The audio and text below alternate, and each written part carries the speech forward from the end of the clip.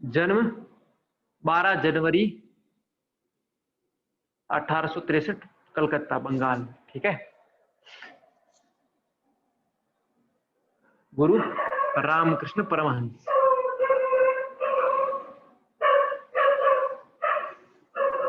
निर्वाण या प्रयाण 4 जुलाई 1902। ठीक है। जो इनका योग है वो वेदांत पर आधारित है। वैसे योगी कम प्रचारक थे, भारतीय संस्कृति के महान प्रचारक। ठीक है। गुरु ने अपनी शक्ति, अपनी ज्ञान, सारा का सारा शक्तिपात से स्वामी विवेकानंद जी को भर दिया, दे दिया। ठीक है। वेदांत के साथ साथ कर्म, भक्ति, ज्ञान योग को भी उन पे अपने प्रवचन कहे हैं। और विशेषतः ध्यान योग के साधक थे। विशेषतः ध्यान योग के साधक थे।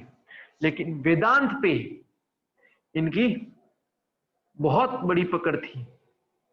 आदि गुरु शंकराचार्य के पश्चात वेदांत में दूसरा योद्धा कोई हुआ है तो वो स्वामी विवेकानंद हुआ है। और तीसरा योद्धा स्वामी राम तीर्थ। पूरी धरती इनके सामने नतमस्तक हो गई। पूरी धरती इनके सामने नतमस्तक हो गई। ठीक है। 11 सितंबर, ये दिनांक के सब याद रखना। विश्व धर्म सम्मेलन शिकागो। शिकागो। पूरी कहानी नहीं बताऊंगा। ठीक है। मूलतः जो इनकी महत्वपूर्ण चीजें हैं, क्योंकि स्वामी विवेकानंद जी के बारे में सब लोग जानते हैं।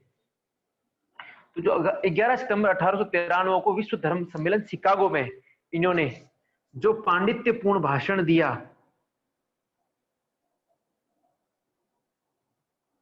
पूरा जगत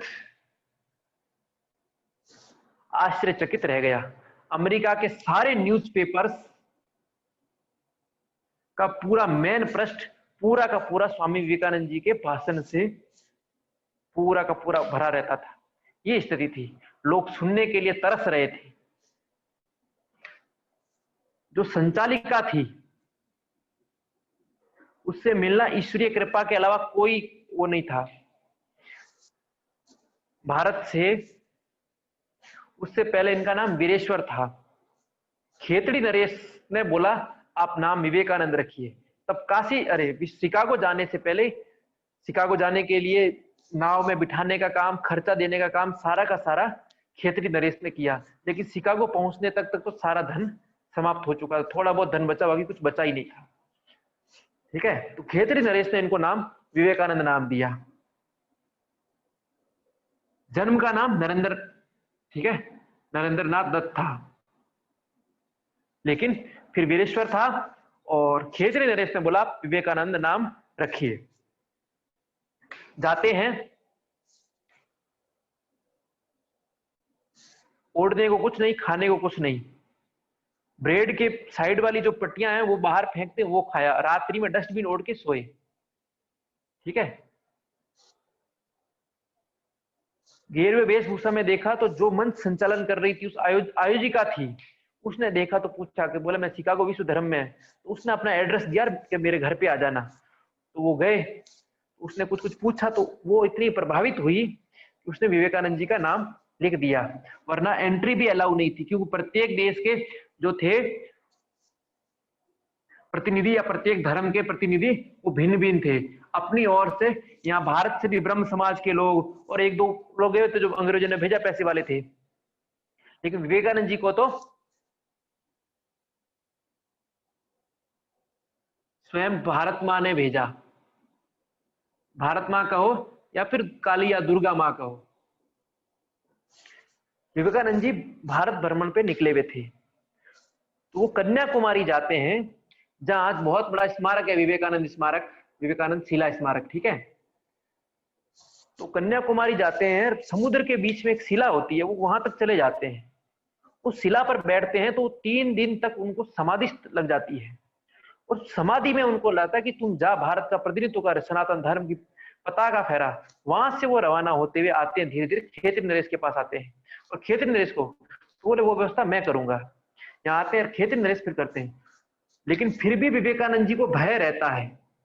वो जब जब बुलाने को कहती है विवेकानंद जी का अभी नहीं, अभी नहीं, तब सब लोगों के भाषण समाप्त हो चुके होते हैं, तब अंतिम नाम विवेकानंद जी का आता है। तब तक ये भयग्रस्त रहते हैं, पैर कांप रहे होते हैं। तब ये फिर माँ को पुकारते हैं, माँ माँ, जो पुकार रामकृष्ण परमहंस सदा करते थे काली माँ को।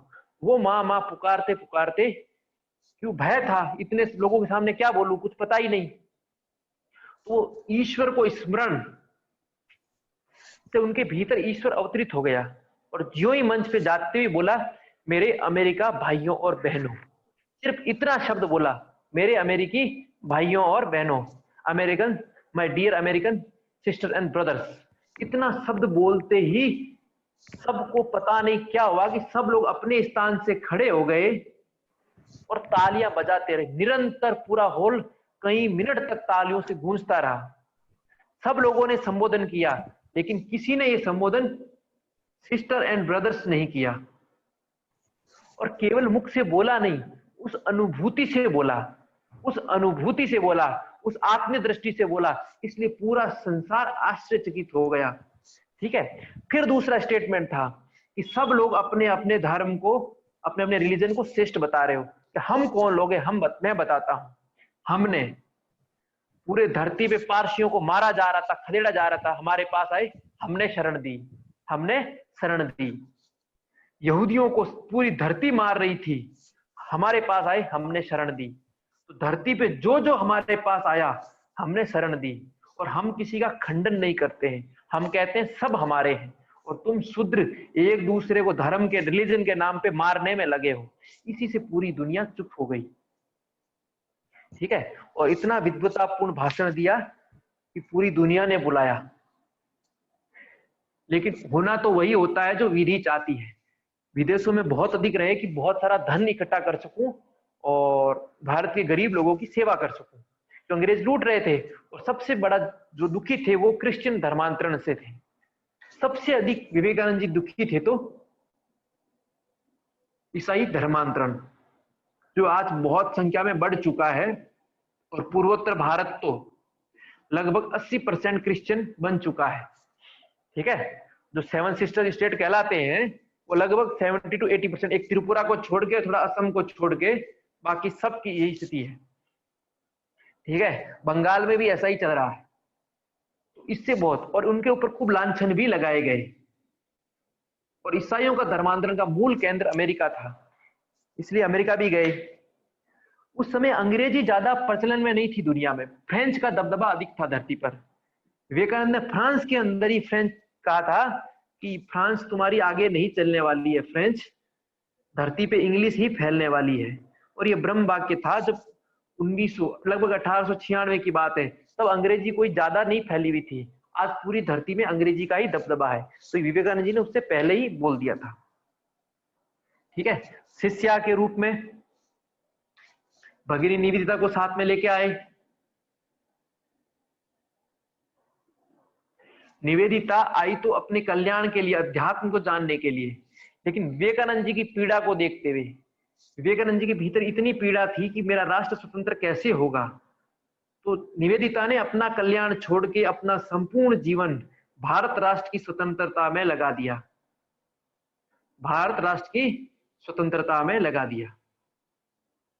तो ये गुरु की पीड़ा देख के निवेदिता लग गई। निवेदिता विदेशी देश की, लेकिन भारतीय क्रांतिकारियों को सपोर्ट करना, उनको धन पहुंचाना, सब काम करना, ये सब। ठीक है। ये सारा का सारा काम निवेदिता ने किया। ओशो ने एक जगह टिप्पणी करके विवेकानंद जी को कायर कहा था, कि विवेकानंद कायर था कि अंग्रेजों के विरुद्ध एक शब्द नहीं बोला, अंग्रेजों के विरुद्ध एक शब्द नहीं बोला। तो वो मुझे थोड़ा ठीक नहीं लगा। ठीक है। कायर नहीं थे, लेकिन जहां चीज कहने, विरोध करने से क्या होगा, क्योंकि लोकमान्य तिलक निर्णय नहीं कर पा रहे, घर वाले बोल रहे थे बैरिस्टर पैसे कमाओ, वकील बनो, तो वो बहुत दुखी थे। तो वो विवेकानंद जी के पास आए थे, मैं क्या करूं, तो बोला सब छोड़ो, राष्ट्र यज्ञ में आहुति दे दो। तो जितने भारत के अधिकांश क्रांतिकारियों की प्रेरणा के स्रोत थे विवेकानंद जी, उसमें से सुभाष चंद्र बोस भी एक है।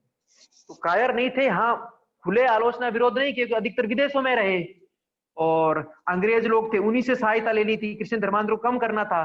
तो इन्होंने स्थूल नहीं किया, लेकिन सूक्ष्म इतना कुछ किया कि जो उनके शिष्य मंडल थे सब कुछ थे कहाँ लग गए, भारत की स्वतंत्रता में। और उससे भी बड़ी बात, इनके दोनों भाइयों ने विवाह नहीं किया और अपना पूरा जीवन भारत को स्वतंत्र करने में लगा दिया।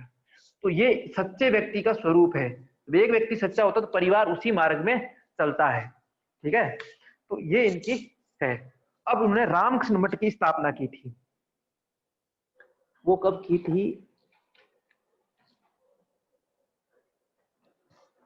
19 मार्च 1899 को तो इन्होंने मायावती में अद्वैत आश्रम की स्थापना की। माया वही कलकत्ता में ही है। ठीक है, और 97 या 99 दोनों में से कोई है 1800 रामकृष्ण मठ की स्थापना की। रामकृष्ण मठ की स्थापना की, जो आज भी अपनी बुलंदियों पर है। ठीक है, और रामकृष्ण मिशन का ध्येय वाक्य इन्होंने रखा, आत्मनो मोक्षार्थम, अपना मोक्ष, ठीक है, और जगत हिताय, जगत का कल्याण, जगत हिताय, अपना कल्याण और जगत का कल्याण, अपना मोक्ष और जगत का हित, जगत हित हो हमारे से, जगत का हित हो, जगत की सेवा हो और अपना मोक्ष हो, ये इन्होंने ध्येय वाक्य रखा। ठीक है, राजयोग जो अष्टांग योग को कहते हैं वो विवेकानंद जी ने ही नाम दिया। तो उन्होंने राजयोग, ज्ञान योग, भक्ति योग, कर्म योग और वेदांत को विश्व भर में प्रचारित करने का कार्य किया। ठीक है, इस प्रकार स्वामी विवेकानंद जी का पूरा हुआ। 4 जुलाई 1902 को शरीर छोड़ दिया दार्जिलिंग में।